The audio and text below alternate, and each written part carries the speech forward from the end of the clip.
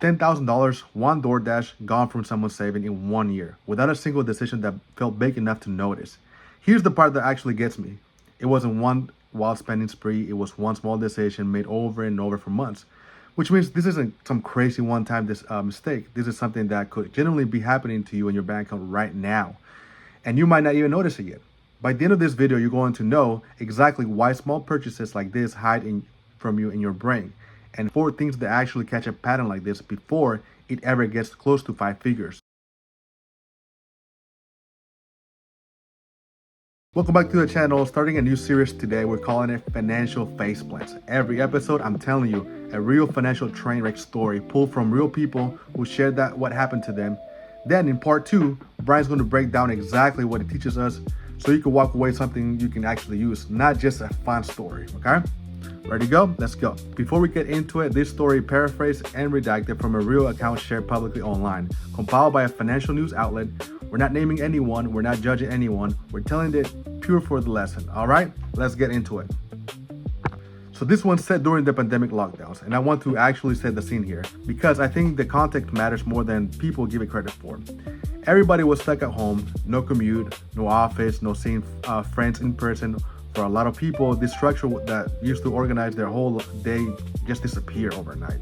So everybody found their own way to cope with that.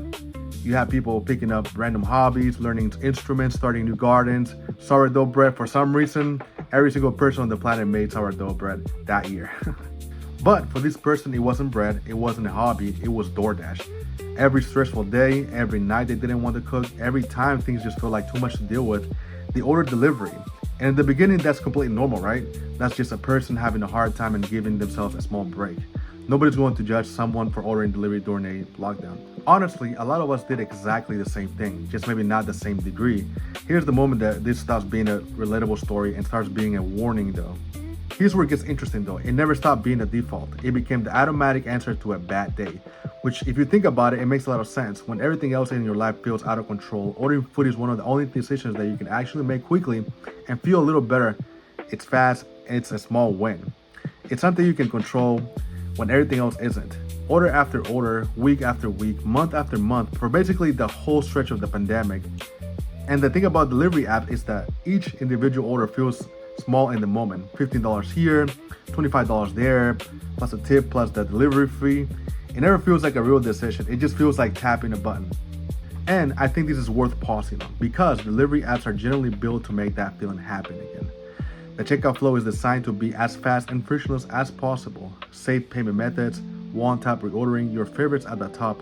None of this is accidental.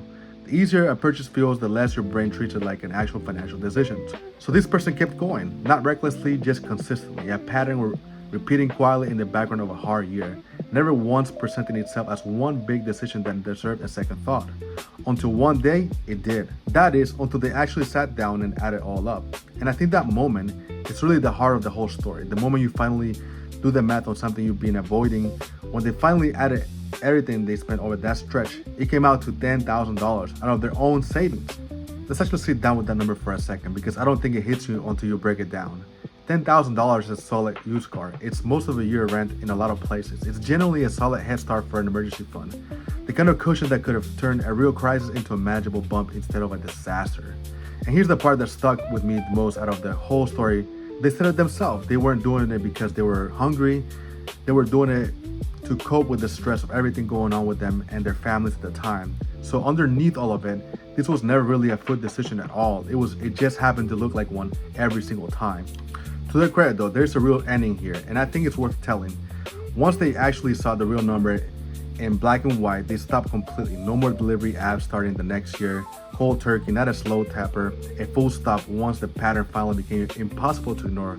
So they did catch it eventually, but it took hitting 5 figures before it was impossible to look away from anymore. And the gap between when the pattern started and when it finally got caught up is exactly what we're going to dig into in part 2. So it's a story, and on its own, it's kind of a wild number to hear, but the real question is what actually caused this? And more importantly, what would have caught it earlier, before it ever got anywhere close to $10,000? That's exactly what Brian's going to break down in the part 2. Stick around for that because the lesson here isn't about DoorDash at all. If If you just watched part 1, you know the story. Someone spent $10,000 on food delivery over the course of a rough year without ever really deciding to.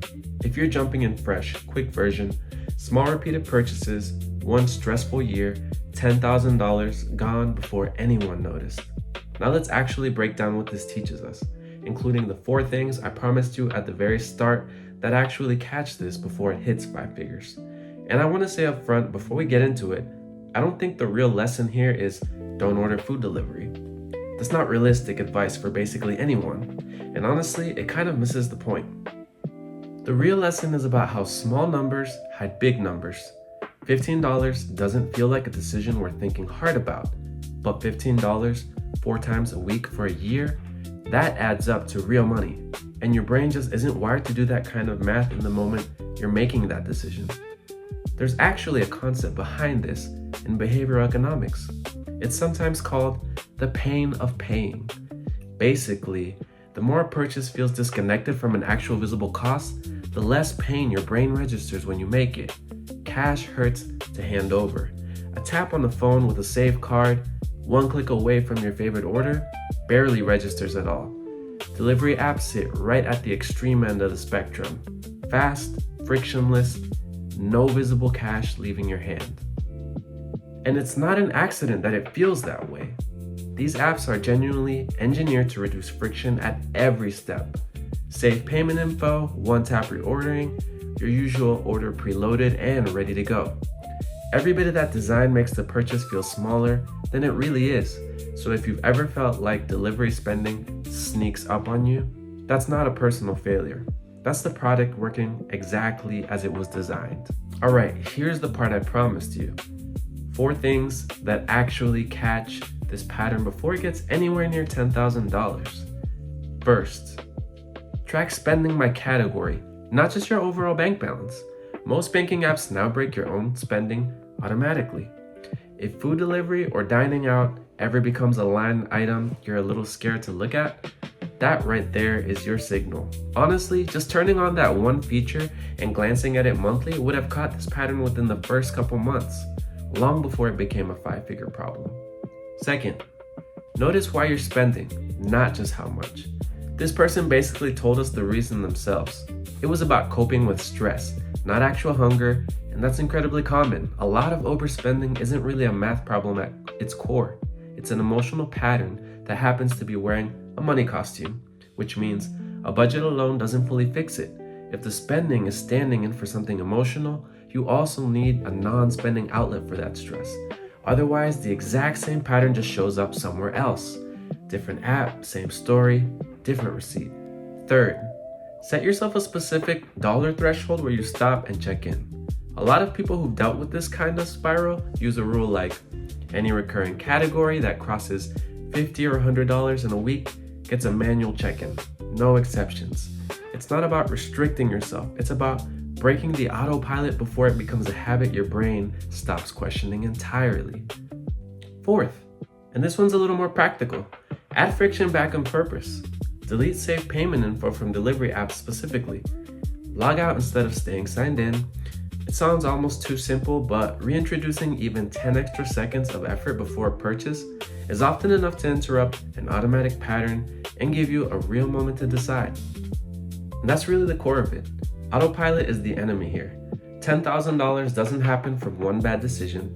It happens from the same small decision made without thinking over and over for months on end. The app or the purchase is just the surface of it. The real story is always underneath. One more thing before we wrap this up, because I think it matters. It would be really easy to watch a story like this and think, how did they not notice? But that's exactly the trap. The pattern is specifically built to avoid being noticed. Small purchases, frictionless checkout, and emotional reason underneath it had nothing to do with money in the first place. If any part of this story sounded familiar to you with delivery apps, or honestly with any other recurring purchase, that's not a character flaw. That's just how these systems are built to work. The only real difference between catching it early and catching it at $10,000 is whether you're actually looking. Quick recap before we close this one out. 1. Small recurring purchases add up way faster than they feel like they do in the moment, partly because of how little pain they register when you make them. 2. Check your spending by category, not just your total balance, so patterns like this show up before they hit 5 figures. 3. If you notice you're spending too much to cope with stress, the real fix is finding something else for the stress, not just deleting the app. 4. Set yourself a check-in threshold so autopilot spending gets interrupted before it becomes a pattern you don't even notice. And 5. Add a little friction back into your checkout process on purpose. Sometimes 10 extra seconds is the whole fix. That's episode 1 of Financial Facepalms. If you got a story like this, yours, or one you've come across, drop it in the comments. It might end up as a future episode. Subscribe if you want more of these. Real stories, real lessons, absolutely zero judgment. And we've got a lot more of these lined up. Some of them get a lot bigger than $10,000. So stick around for that. See you in the next one.